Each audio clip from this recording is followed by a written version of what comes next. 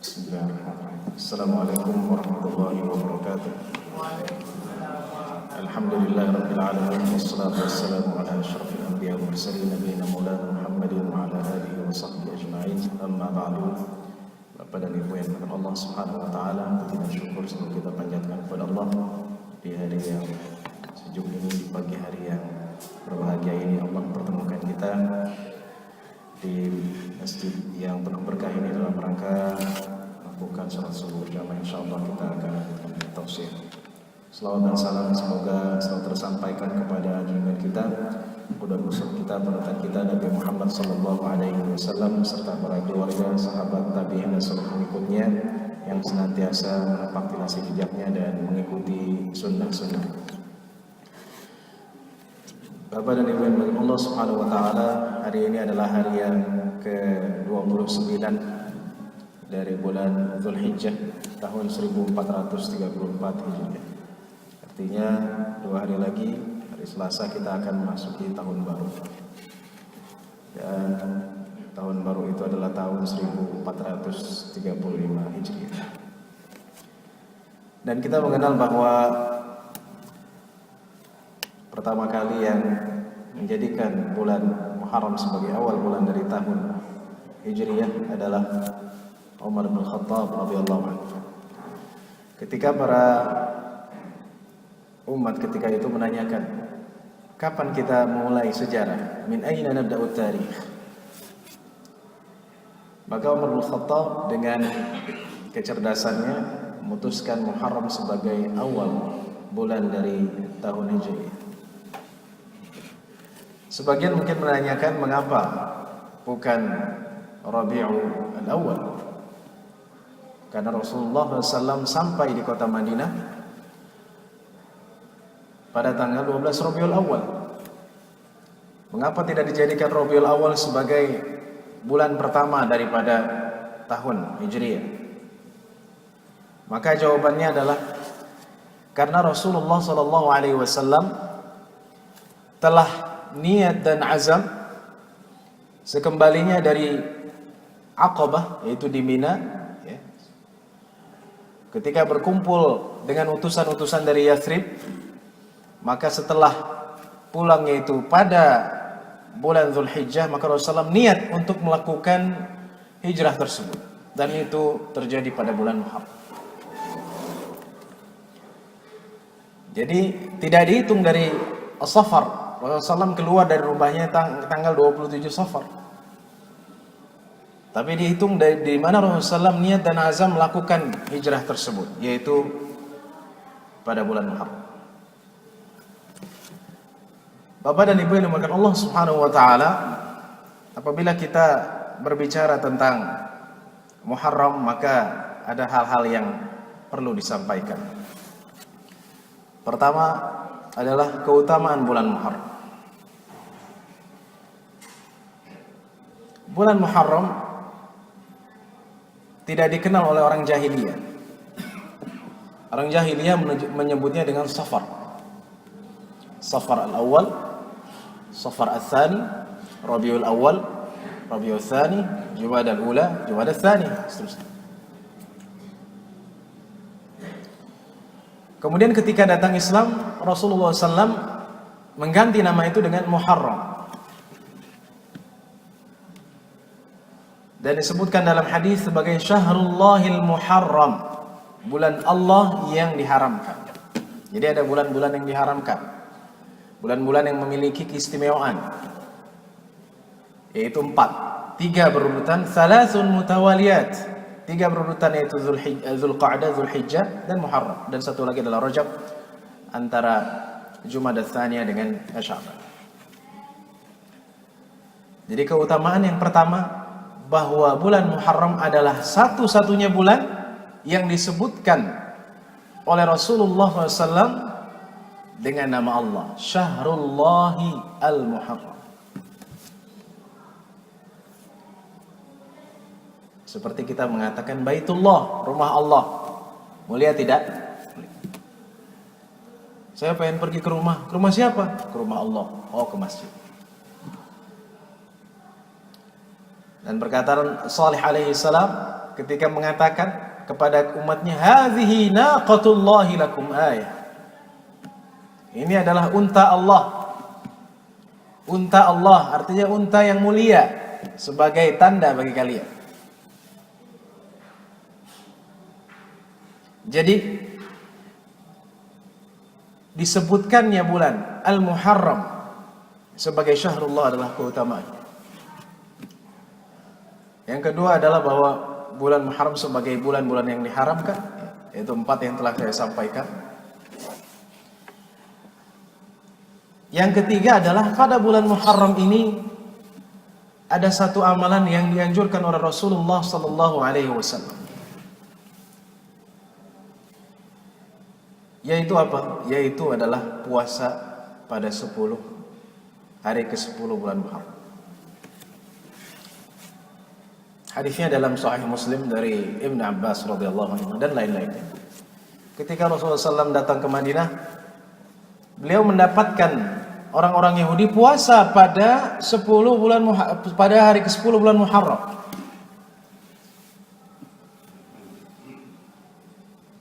Kemudian kata Rasulullah SAW, "Dzalika al-yawmul ladzi anjallahu Musa min Fir'auna wa aghraqa Fir'auna fasamahu syukran lillahi wa nahnu ahaqqu bi siyamihi minhu."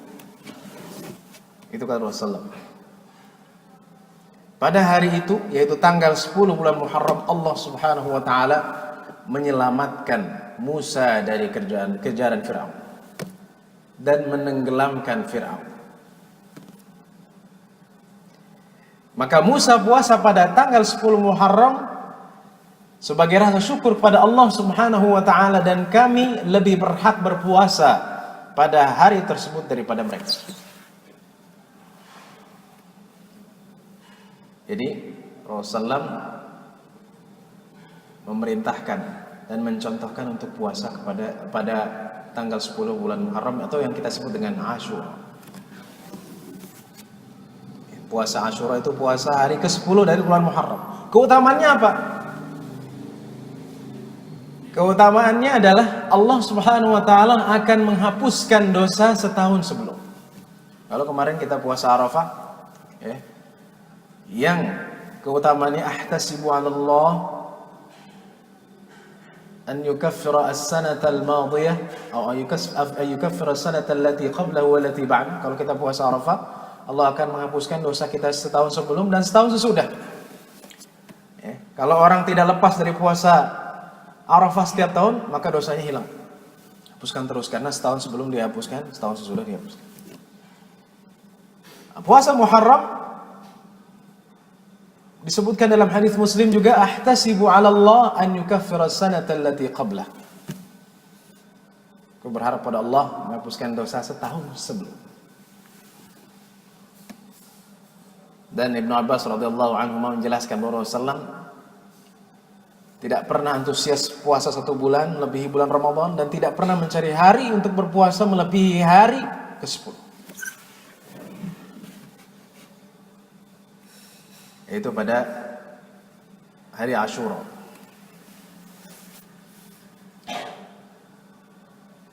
Setelah Rasulullah SAW, ya tentunya setelah itu turun ayat tentang wajibnya berpuasa, dan tetap puasa Asyura sebagai sunnah yang ditekankan oleh Rasulullah SAW. Ketika tahun di mana Rasulullah hidup, sahabat berkata kepada Rasulullah SAW, "Ya Rasulullah, wahai Rasulullah, sesungguhnya hari ke-10 itu adalah hari yang diagungkan oleh orang Yahudi." Hari yang diagungkan oleh orang Yahudi. Hari rayanya, hari yang istimewa bagi orang Yahudi. Maka Rasulullah mengatakan, la in baqitu ila qabilin la asumanna at-tasi'. Kalau aku hidup tahun yang akan datang, aku akan berpuasa hari ke-9. Tapi tahun selanjutnya Rasulullah SAW telah tiada, telah berpulang ke rahmatullah SAW.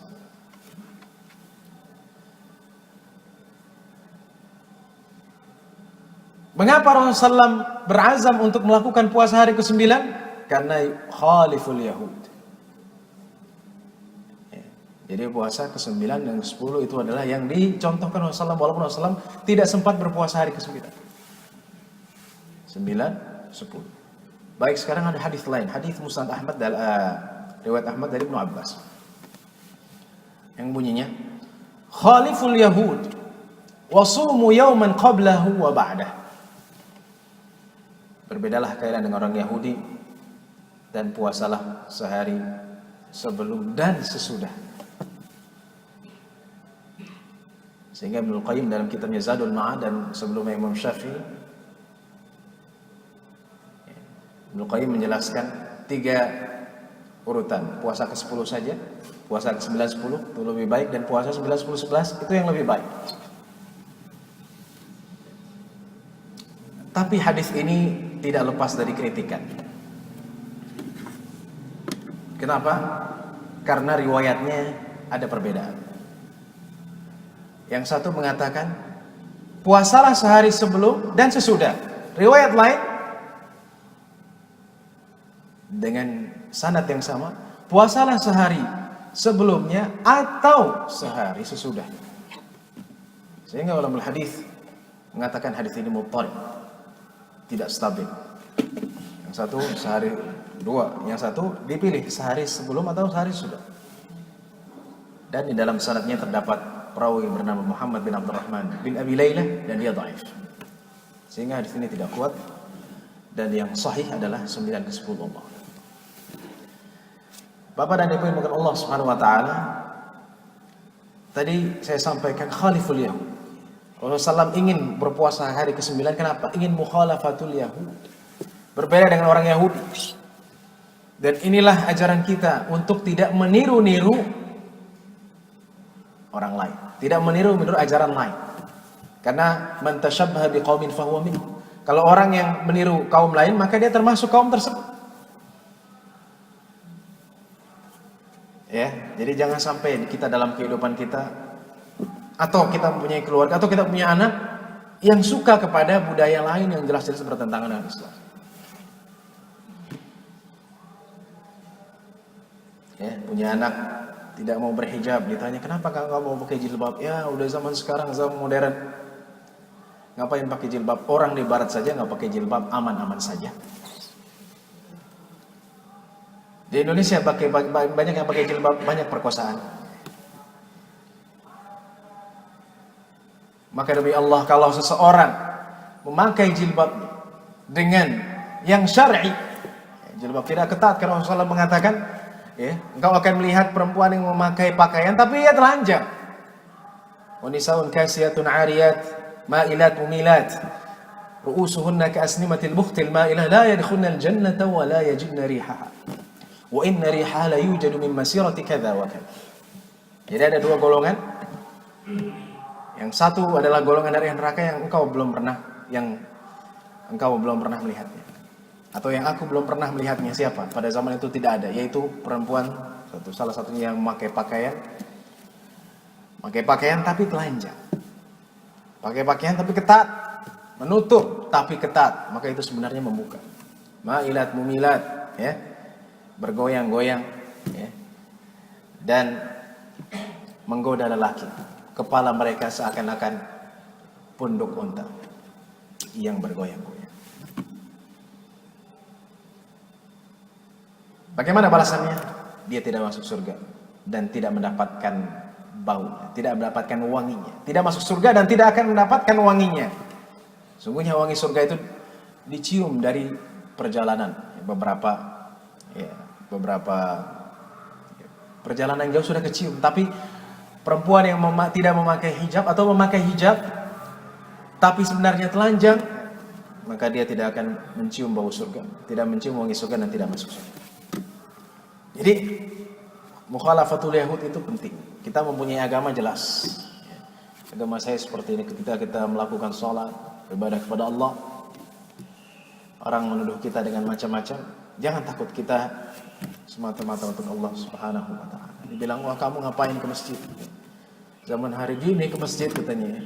Buat apa? Lebih baik bersenang-senang dengan dunia, ya. Nanti aja kalau sudah tua baru ke masjid. Dianggap kuno. Tapi sungguhnya agama Islam adalah agama dari Allah Subhanahu wa taala. Ini Rasulullah melarang untuk bersama atau mirip, ya. Meniru dari bukan Islam, dari ajaran yang datangnya bukan dari Islam. Bapak dan Ibu yang dirahmati Allah Subhanahu wa taala, itu yang ketiga. Jadi kalau kita berbicara, tadi saya sudah sampaikan tentang sejarahnya Muharram. Kemudian keutamaannya pertama bahwa Muharram adalah bulan yang diharamkan dari 4 bulan yang disebutkan dalam hadis Rasulullah. Yang kedua, bulan Muharram adalah satu-satunya bulan yang diikutkan dengan nama Allah, Syahrullah. Yang ketiga ada puasa Asyura, sudah saya jelaskan. Yang keempat, kalau kita bicara Muharram, maka itu tidak lepas dari kisah yang terjadi pada 10 Muharram.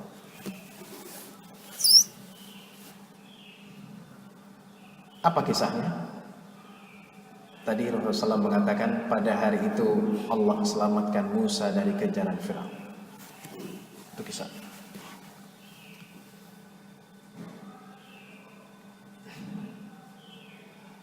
Kemudian saya ingin tahu, ya, mengapa Rasulullah mengatakan dan aku lebih berhak berpuasa daripada mereka.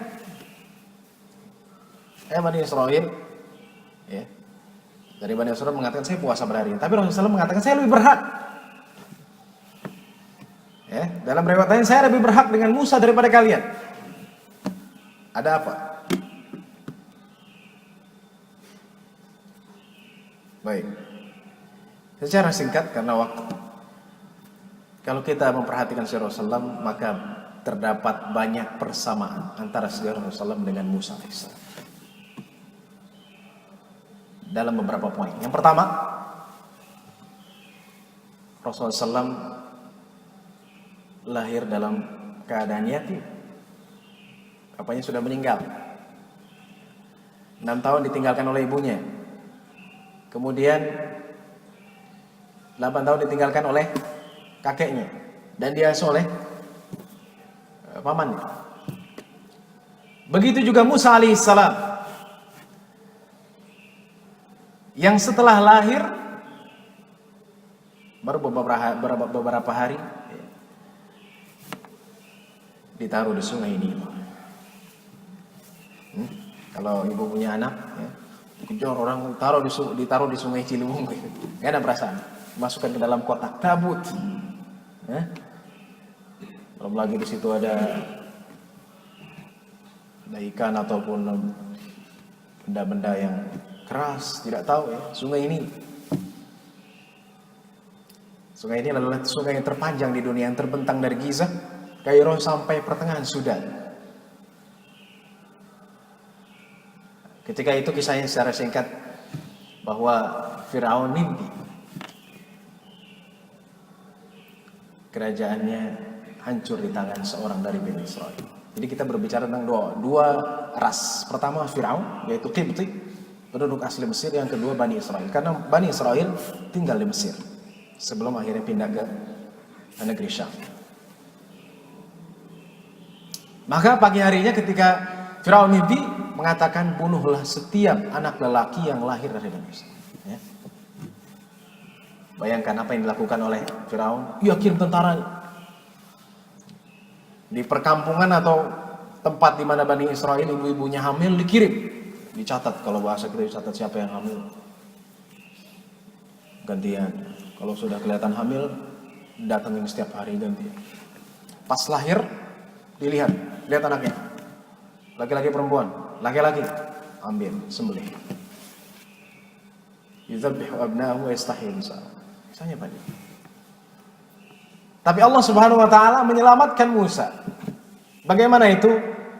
Allah tidak menampakkan hamilnya ibunya Musa alaihissalam. Khafif, sehingga tidak kelihatan. Ketika lahir, ibu Musa alaihissalam memasukkannya Musa alaihissalam ke dalam kotak dan menjulurkannya keluar dengan diikat dengan tali. Kalau datang tentara, nanti kalau tentara pergi dimasukin lagi. Hingga suatu hari ibu Musa alaihissalam lupa karena panik, dan kotak itu dikeluarkan ternyata tidak diikat dengan tali sehingga terbawa arus. Itu kisah. Jadi yang pertama Rasulullah SAW yatim, dan Musa alaihissalam juga sejak kecil jauh dari keluarga.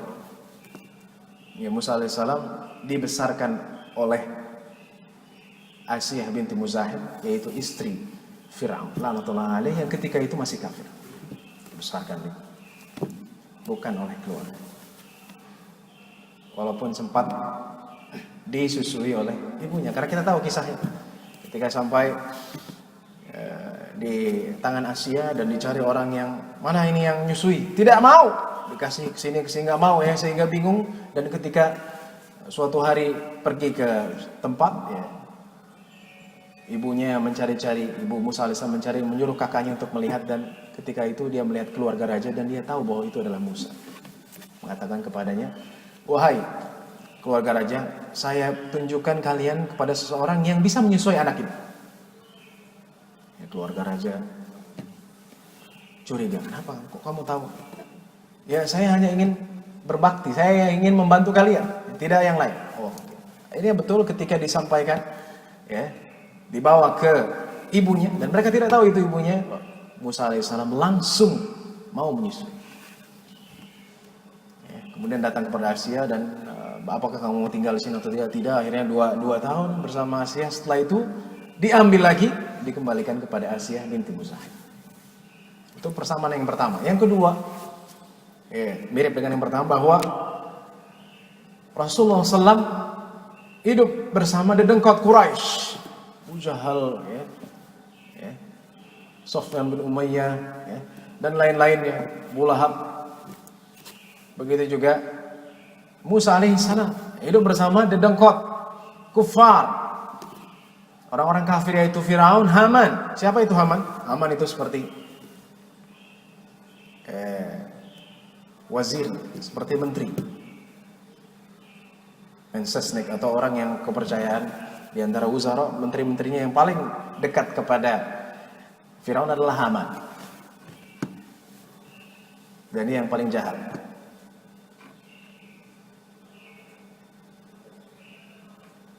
Jadi yang kedua, Rasulullah SAW dengan Musa alaihissalam hidup bersama dedengkot kufar.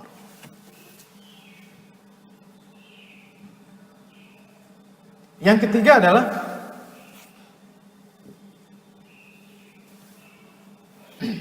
ketika Rasulullah SAW mendapatkan wahyu yang pertama, yaitu di Gua Hira. Kita tahu sejarah Rasulullah SAW mendapatkan wahyu di Gua Hira. Dan ketika pulang dari Gua Hira, Rasulullah SAW menggigil ketakutan. Kemudian Khadijah binti Khuwailid melaporkan kepada Warqah bin Naufal, yang masih saudaranya, yang ia adalah pendeta. Kata Warqah bin Naufal, "Hadzal namusul ladzi unzila ala Musa." Namus ini sama yang diturunkan kepada Musa. Namus itu siapa? Jibril. Itu yang ketiga. Yang keempat, ya secara singkat, waktu. Ketika Rasulullah SAW hijrah, kenapa? Karena di Mekah dianiaya para pengikutnya, para orang-orang yang beriman dianiaya. Ke masjid Rasulullah SAW beberapa kali ketika sujud ditaruh kotoran onta ataupun jeroan kambing dan seterusnya. Sahabat keluarga Ammar bin Yasir dibunuh dan dihalangi dari Masjid Al-Haram. Ya. Alhamdulillah kita di Indonesia tidak ada yang seperti itu, atau khususnya di Depok. Masjidnya luas dan megah, tidak ada yang menghalangi, tapi jemaahnya sayangnya belum banyak. Saya dulu punya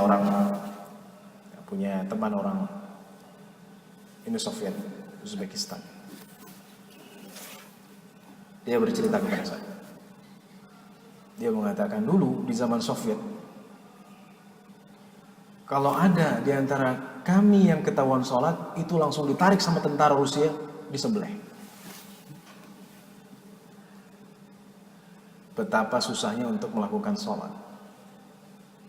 Jadi kalau ketahuan nih sholat, di rumahnya atau di mana sih, kelihatan ditarik, disembelih, mati. Maka ini nikmat yang Allah berikan kepada kita, jangan kita sia-siakan. Masjid yang banyak, yang megah, kita datang. Alhamdulillah tidak ada hal seperti ini.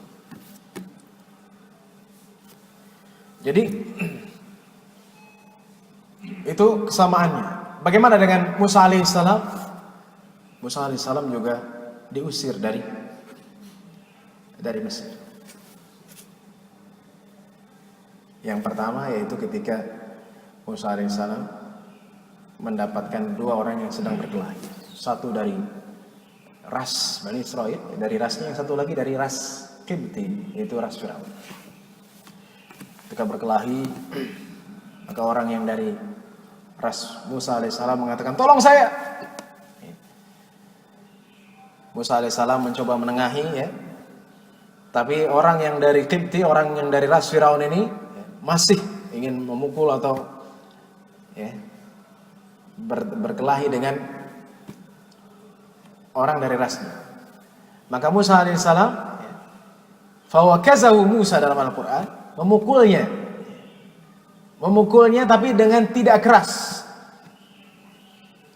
Ketika dipukul oleh Musa alaihissalam, orang itu mati. Jadi dua hal yang penting saya sampaikan. Musa alaihissalam tidak memukulnya dengan keras, tapi sangat kuat, ya. Tenaganya kuat, tapi tidak terlalu keras. Yang kedua, Musa alaihissalam tidak bermaksud membunuh. Yang ketiga itu terjadi sebelum Musa alaihissalam diutus sebagai nabi. Esok harinya sama, bertengkar lagi, bikin masalah orang yang Bani Israel ini, minta pertolongan lagi, ya. Musa pun marah. Ketika marah, orang yang dari ras Bani Israel, yang dari ras Musa alaihissalam bilang, ya karena takut, aturidu an taqtulani kama qatalta nafsan bil ams? Apakah engkau akan membunuhku sebagaimana engkau membunuh jiwa kemarin hari? Dengan perkataan ini ketahuanlah bahwa yang membunuh seseorang dari ras Firaun kemarin adalah Musa, sehingga Musa dikejar dan keluar dari Mesir. Kemana? Ke Madian. Kisahnya ada kisah tersendiri bagaimana bertemu dengan dua orang perempuan yang sedang menunggu timbahan air untuk memberikan air kepada hewan ternak, tapi tidak mampu karena banyaknya hewan ternak. Maka dibantu oleh Musa alaihissalam, dan Musa alaihissalam dinikahkan dengan salah seorang dari anak tersebut. Jadi kemudian yang selanjutnya, ketika Musa alaihissalam sampai di Madian, apa yang dirasakan Musa? Keamanan, ketenangan. Dan itu juga yang dirasakan oleh Rasulullah. Walaupun Rasulullah sangat mencintai Mekah dan mengatakan ketika keluar dari Mekah, wallahi innaka la habbul biladi ila Allah wa ahab wa ilayya. Habbul biladi ila Allah ilayya. Demi Allah, Mekah engkau adalah tanah yang paling dicintai Allah dan paling dicintai olehku. Tapi ketika di Madinah mendapatkan Al-Ansar yang dermawan, yang murah hati, yang hatinya lembut dan seterusnya. Begitu juga Musa alaihissalam mendapatkan ketenangan dan keamanan di Madian. Kemudian yang selanjutnya, bahwa Rasulullah dibukakan kemenangan, dia kembalikan kota Mekah dan masuk Islam, orang masuk Islam afwaj, tanpa peperangan.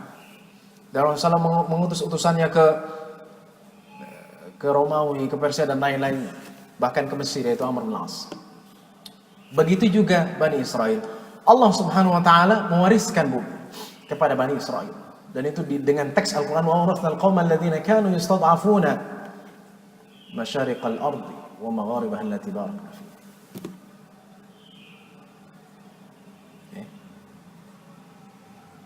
Dan kami mewariskan orang-orang yang lemah, yaitu Bani Israel, bumi bagian timurnya dan barat.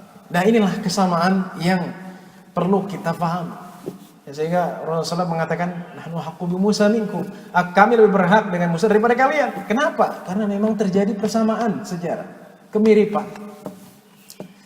Bahkan ibu-ibu dan bapak-bapak, jika kita pelajari sejarah dan khususnya kejadian Mi'raj di langit ketujuh, Nabi siapa yang ada? Nabi Musa. Ya, ketika Allah memerintahkan 50 waktu salat, siapa yang membilang, ya siapa yang menasihati Rasulullah SAW? Siapa yang bilang kepadanya, umatmu tidak mampu? Siapa? Musa alaihissalam. Dan Musa alaihissalam sangat sayang kepada Rasulullah SAW, mengatakan umatmu tidak mampu, mintalah keringanan kepada Allah. Itu siapa? Nabi Musa alaihissalam. Sehingga inilah fakta sejarah yang perlu kita faham, bahwa Rasulullah SAW dengan Musa alaihissalam sama. Bapak dan Ibu nama Allah Subhanahu wa taala. Kemudian bagaimana dengan momen tahun baru Hijriah yang kita akan masuki beberapa hari lagi? Tentunya kita ambil dari sejarah yang telah saya sampaikan secara singkat dari kisah Musa dan Rasulullah sallallahu alaihi wasallam.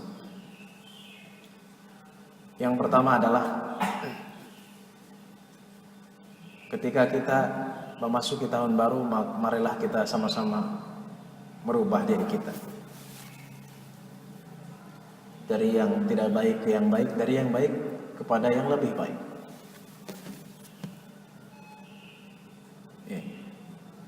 Adanya gerakan perubahan, bukan partai, gerakan perubahan jiwa dan diri. Karena tanpa melakukan perubahan, maka kita akan terus seperti keadaan kita sekarang. Kita nggak mau berubah, ya udahlah, ya saya begini aja. Ayo ke masjid, oh, ngapain ke masjid? Ayo ngaji, ngapain ngaji? Saya udah tahu kok tata cara sholat. Ya, semua orang tahu sholat. Dulu saya pernah mendapatkan orang yang tidak tahu bagaimana sholat. Orang Muslim dan orang Arab, dia bilang, saya tidak tahu bagaimana sholat, saya nggak pernah sholat selama hidup saya. Ya. Sungguh sangat menyedihkan. Jadi perubahan. Musa alaihissalam ketika mendakwahkan Firaun, apakah Musa diam atau mencari aman? Ya, karena bapak angkatnya udahlah, ini kan bapak angkat saya Firaun, ya, yang penting saya aman, ya, saya dikasih uang. Mau Firaun kafir silahkan, yang penting saya aman. Tidak, Musa alaihissalam mendakwahkan, ingin merubah siapa? Firaun, laknatullah alaihi, orang yang mengaku dirinya sebagai Tuhan. Tidak diam. Dan itulah prinsip dalam berdakwah. Jangan baru berdakwah sebentar, udahlah saya malas bilang ini. Kenapa? Nggak mau denger. Ya udah sering bilangin dia, tapi dia malah bilang menyerah. Udahlah saya nggak mau ngajak dia. Saya nggak mau berdakwah lagi. Udahlah saya tutup buku, tidak mau berdakwah lagi. Saya lebih baik jadi orang lain. Itu adalah hal yang salah. Jadi yang pertama adalah merubah. Tanpa perubahan itu, maka kita tidak akan sampai kepada kesempurnaan. Yang kedua adalah ats-tsabatu 'alal haq. Kita ketika memasuki tahun yang baru dan bulan yang baru adalah tetap dalam kebenaran dan kesalehan. Jangan sampai agama ini hilang daripada diri kita. Karena semakin hari umur kita semakin bertambah. Bertambah jumlahnya tapi berkurang pada hakikat. Ya, kalau dibilang panjang umurnya, itu banyak umurnya, bukan panjang umurnya, karena semakin dekat dengan ajal. Kalau di tahun ini kita buruk atau kurang baik, tahun yang akan datang lebih buruk, maka kita merugi. Ya. Karena ada orang-orang yang tidak tetap dalam kebenaran, tidak tetap dalam yang hak. Dulu rajin jamaah, ya, ternyata tahun kemudian nggak pernah lagi jamaah. Dulu pakai jilbab, sekarang kok nggak pakai jilbab? Bosan atau tidak mau lagi? Dulu rajin bersedekah, sekarang tidak bersedekah lagi. Itu tidak as-sabat al-haq. Dulu sering baca Al-Quran, sekarang nggak mau baca Al-Quran. Kenapa Pak nggak mau baca Al-Quran? Ditanya, capek. Kalau capek, semua orang capek. Justru ketika kita sudah tidak kerja lagi, kita luangkan waktu kita untuk ibadah. Begitu. Capek. Kalau nonton bola nggak capek. Kalau baca koran kuat. Kalau nonton televisi kuat. Tapi ketika baca Quran baru 5 menit capek. Kenapa? Karena tidak ada niat untuk tetap dalam kebaikan. Jadi as-sabatu 'alal haq, tetap dalam kebenaran. Itu artinya juga kita mempertahankan kebenaran, jangan sampai kita goyah. Karena godaan itu datangnya dari segala penjuru. Mungkin godaan itu datang dari suami kita, atau dari istri kita, atau bahkan mungkin anak kita.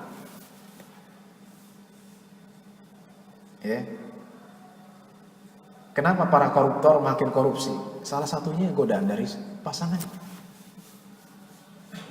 Kata pasangannya, udahlah ambil lagi 5 miliar, nggak apa-apa ya kan, buat nambahin makan anak gitu, buat jajan. Anaknya juga begitu, Pak ambil aja uang itu. Akhirnya buat apa? Buat beli mobil baru. Akhirnya beli mobil baru dengan harta yang haram. Godaan itu harus dilawan. Kalau tidak dilawan, kita akan kalah. As-sabatu 'alal haq. Sebagaimana Rasulullah SAW dan Musa alaihissalam, apa yang dilakukan? Yang dilakukan adalah tetap dalam kebenaran. Rasulullah beberapa kali di Mekah ditawarkan, ya Muhammad, kalau kamu mau, kami jadikan kau raja. Kalau kamu mau, kami akan nikahkan kau dengan perempuan yang tercantik di Mekah. Kalau kamu mau, kami akan berikan harta yang banyak pada. Tapi satu syaratnya, enggak usah dakwah.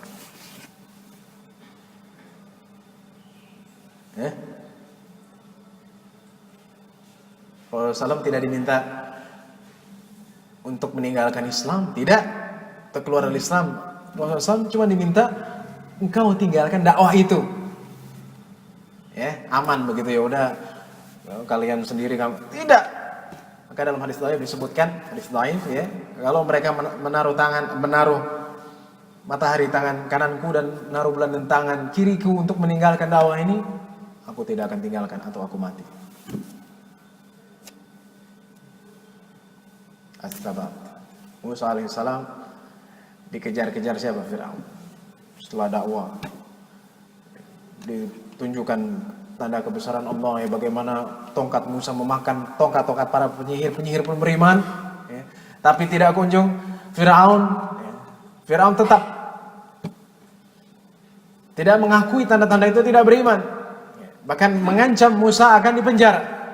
La in ittakhadta ilahan ghairi la aj'alannaka minal masjunin. Kalau engkau tidak menganggap aku Tuhan, aku akan memenjarakan kau. Lalu dikejar dan terus Musa alaihissalam melewati laut merah, yaitu laut yang bukan warnanya merah, tapi yang melintasi atau yang menyambungkan ke Jazirah Arab. Ketika sampai di situ Musa bingung, bagaimana bisa melintasi laut merah? Laut merah itu selat lebih besar daripada selat Sunda. Mau berjalan tenggelam di laut merah, nggak bisa, nggak ada perahu atau kapal laut. Sedangkan di belakang Fir'aun sudah mulai mengejar, dan dikejar bukan Fir'aun saja, dengan 1 juta dari tentaranya. 1 juta. Untuk ukuran zaman dahulu itu banyak. Fir'aun dengan 1 juta tentara. Ketika bingung dan pasrah pada Allah, Allah mewahyukan wa auhayna ila Musa an idrib bi'asaka al-bahra fanfalaqa fakana kullu firqin qattawdil 'azim. Mewahyukan kepada Musa untuk memukul dengan tongkatnya ke laut, maka laut itu terbelah. Ya. Sehingga Musa alaihissalam mampu berjalan. Terbelah dan mampu berjalan ya, ketika sampai di Jazirah Arab, Firaun pun mengikuti. Ketika di tengah-tengah Firaun sudah sampai, laut itu dikembalikan dan tenggelamlah Firaun dengan 1 juta tentara. Kenapa? Mempertahankan kebenaran. Ya, Firaun, Musa tidak, ya sudah, ya, kamu tinggalkan dakwah, silahkan, kamu aman di sini. Musa sampai detik terakhir, ya, walaupun dikejar, ya, maka Allah Subhanahu Wa Taala memberikan jalan. Jadi kalau kita teguh pada prinsip, pada kebenaran, Allah akan memberikan kita jalan keluar. Yakin. Tidak ada prinsip ya nyari yang halal aja, ya nyari yang haram aja susah, apalagi yang halal. Itu harus dihilangkan. Jadi nyari yang haram aja susah, apalagi yang halal. Tidak, karena Allah Subhanahu Wa Taala membuktikan kepada Musa alaihissalam, Allah memberikan jalan dari yang ia tidak sangka. Begitu juga kita, kalau kita dalam pekerjaan kita disuruh melakukan yang haram, atau bahkan kita keluar dari pekerjaan kita, jangan takut. Kalau keluar asal saya tidak mau korupsi. Jangan takut miskin. Allah akan memberikan rezeki kalau kita benar-benar mempertahankan kebenaran. Ya. Anak kita pakai jilbab rapi-rapi, suruh buka ya di pekerjaannya, jangan ikuti. Oh nanti dikeluarkan dari pekerjaan, nggak ada kerjaan lain. Allah akan memberikan rezeki bagi orang yang yakin dengan ajaran dan teguh dalam ajaran yang dari Allah. Dan yang terakhir adalah kesabaran. Jadi 3, yang pertama adalah melakukan perubahan, yang kedua adalah tetap dalam kebenaran, yang ketiga adalah sabar. Kalau kita ingin sukses, kita harus sabar. Ya, tidak ada yang instan. Saya mau masuk surga, tapi saya maunya sholatnya sekali, ya, atau sedekah sekali, terus masuk surga. Setelah itu nggak mau sholat lagi. Saya ingin masuk surga, tapi saya inginnya dalam mimpi, mimpi masuk surga gitu. Oh indah di surga. Tidak bisa, harus bersabar. Rasulullah 13 tahun di Makkah bersabar, 10 tahun di Madinah membangun dengan kesabaran. Yang instan, jangan, waduh saya udah malas lagi nih mengaji, kenapa? Udah bosan, tidak bersabar. Waduh saya sudah malas lagi nih untuk melakukan kebaikan, kenapa? Ya sudah bosan saja, saya ingin jadi orang jahat misalnya. Auzubillah. Jadi kesabaran. Atau kita berusaha baru 1 bulan 2 bulan, wah kenapa sih Allah Subhanahu Wa Taala tidak menghargai usaha saya? Udah deh, saya nggak lagi. Tidak punya kesabaran. Okay. Kita mau sukses tapi tidak mau sabar, maka Allah tidak akan memberikan kesuksesan.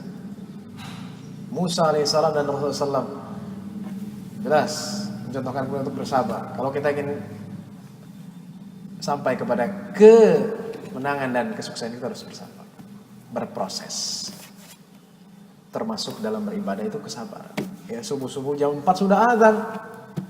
Jadi waktu enak tidur ya, apalagi malamnya baru pulang dari kerja jam 10, jam 11, paginya suruh bangun ya, ke masjid. Kalau kita tidak punya kesabaran, ya mengenakan tidur lah. Apalagi pas dingin-dinginnya, karena cuaca lagi panas. Ini jam 4 itu yang waktu dingin, jam 3, jam 4 itu waktu dingin sampai jam 6.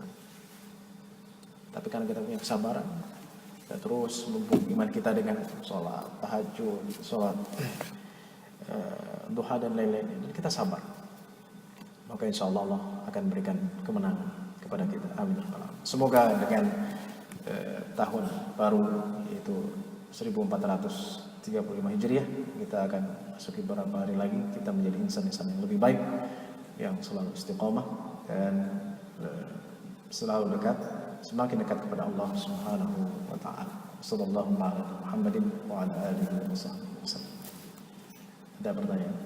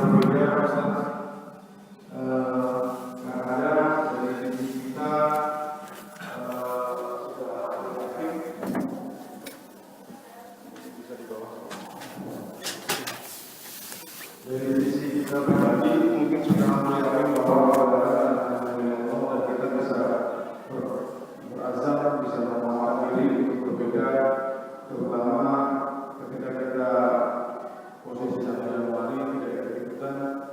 Akan tetapi kadang justru hal itu di kerabat kita, di teman sejawat kita yang kadang-kadang kita dibilang nggak gaul atau gimana gitu ya. Itu yang kadang-kadang namanya ya sudah ya kita nggak ikut, tapi secara fisik kadang-kadang kita masih sedikit gitu. Nah, mensikapi hal tersebut mungkin apakah mungkin itu kita termasuk dalam kategori masih berwarna seperti warna Yahudi yang sehingga kita seperti golongannya, atau ada maklum saja pada itu. Terima kasih.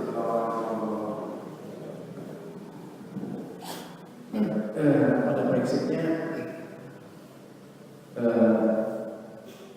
kita tidak merayakan.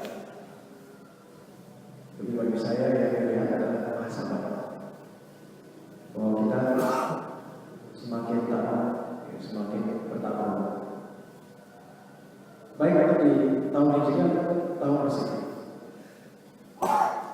Tapi hal-hal yang berkaitan dengan misalnya kalau nunggu sampai malam jam, kalau belum jam 00 mata melek dan kemudian pakai petasan, harus kalau nggak pakai petasan nggak afdol dan lain-lainnya, itu memang bukan dari Islam.